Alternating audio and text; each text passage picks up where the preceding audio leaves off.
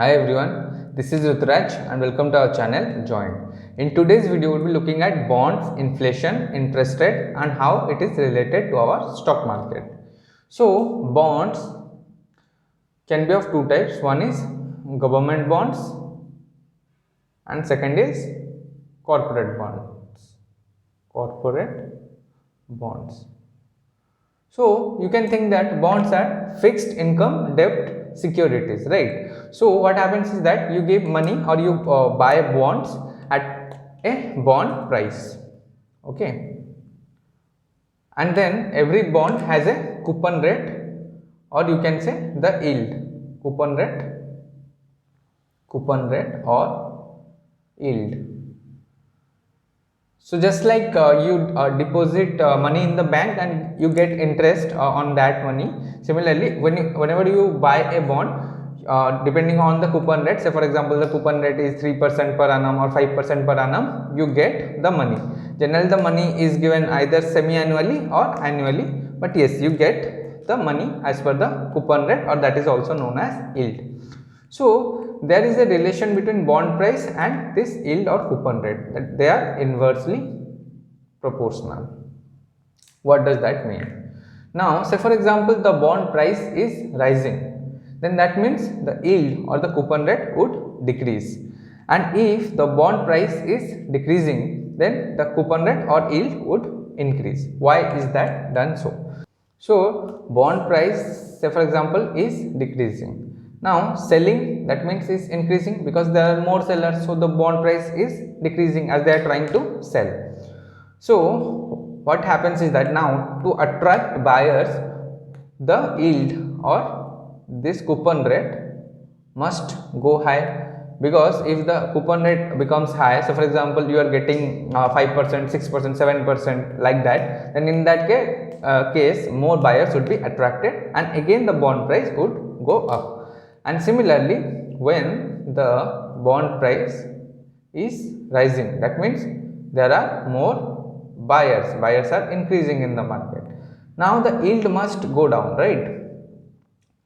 If the yield won't go down, then there would be more buyers rushing in and the bond price would again go up and up and up. So, you can see that the bond price is inversely related to the coupon rate or yield that you would be getting after buying the bond. Okay, so there are two types of bonds, government bonds and corporate bonds, and government bonds generally have some kind of benefits and sometimes they also provide indexation benefits.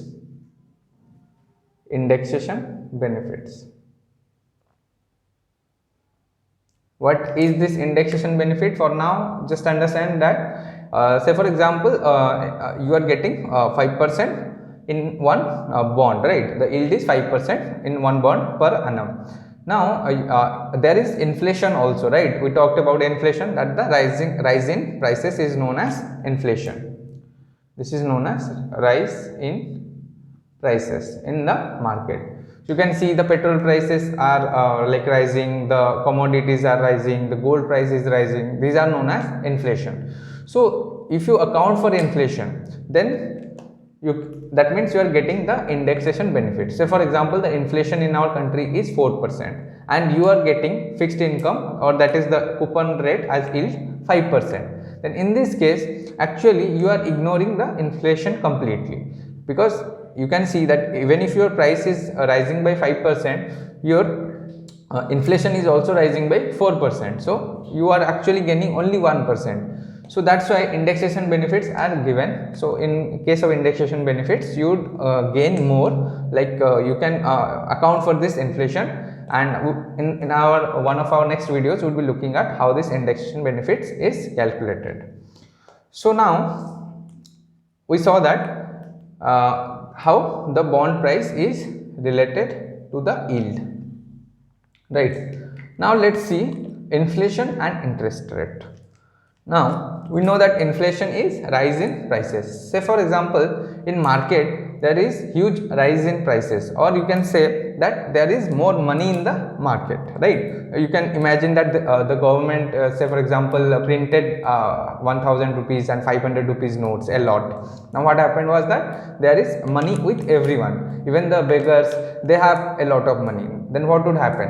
Obviously the price or the cost of every single commodity would rise because everyone has money. So in this case the inflation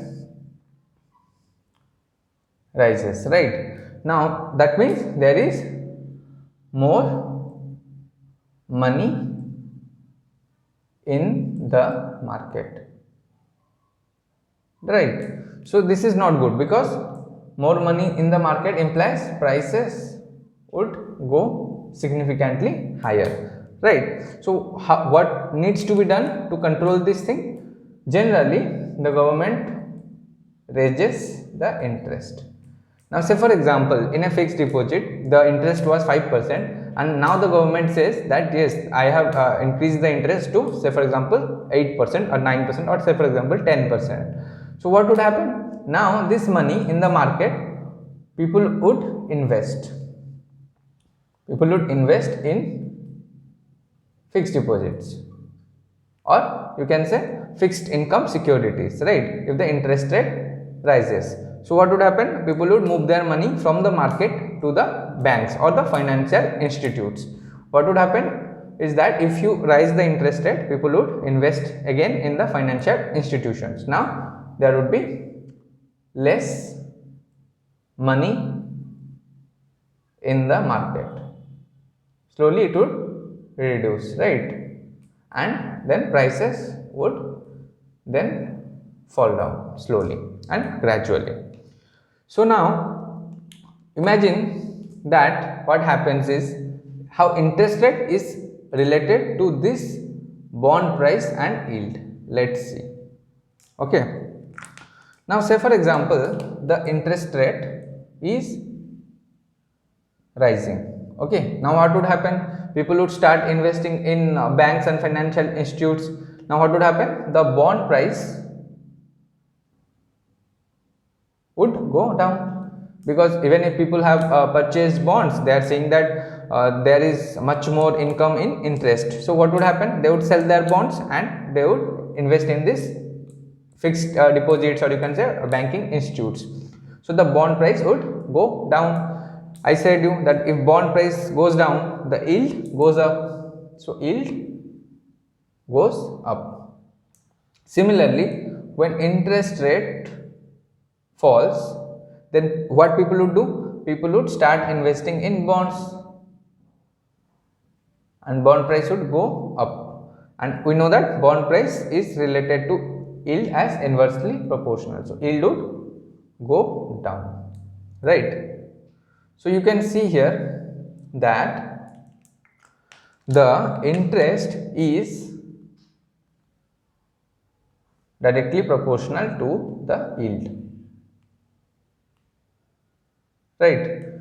So this is how interest rates are related to the yield, and you should also remember this inflation thing.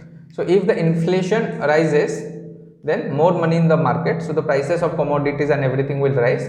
So government has to now increase the interest in order to bring back the money to the financial institutes, and once the money is in financial institutes, the prices of commodities and different items in the market would significantly reduce. And we saw how interest rate is related to bond price, because if interest rate goes up, then people would start investing in financial institutes and the bond price would definitely go down. And if the bond price goes down, in order to attract more buyers, the yield has to go up. Similarly, when interest rate goes down, people would start investing in bond price, so bond price would go up and the yield would go down, because there would be else one more buyers. So this is how the entire thing is related, and we would also look at how the government bonds and corporate bonds are related. Government bonds sometimes provide indexation benefits, that is account for inflation, and corporate bonds are generally not that much secured as government bonds. And next, let's talk about one more concept. One is, that is zero coupon bonds. As the name suggests, there is no coupon rate, right? Zero coupon, there is no coupon rate. Then how would you earn profit here? Say for example, the bond price is 1000 rupees, right? In zero coupon bonds, what they will do is that they will provide you at a discount, right? So what would be the discount? Say for example, that is a discount of 10%, right? So you can buy it at, say for example, 900 rupees. And upon maturity, say for example, after 3 years, that is, say for example, this is the maturity period, you can sell your bond at 1000 rupees. So this is known as zero coupon bond. So here you don't get any coupon rate or yield. Simply, if the price of this bond is 1000 rupees, they offer you at a discount. Say for example, the discount is 10%. So in that case, you can buy this bond at 900 rupees, and after 3 years, that is the maturity period, you can sell your bond at 1000 rupees. So these are known as zero coupon bonds. These are also provided by many institutes. So this is all the concept of bonds, inflation and interest rate. I hope this video is clear. In the next video, we'll be looking at some more concepts. Till then, take care. Thank you. Bye bye.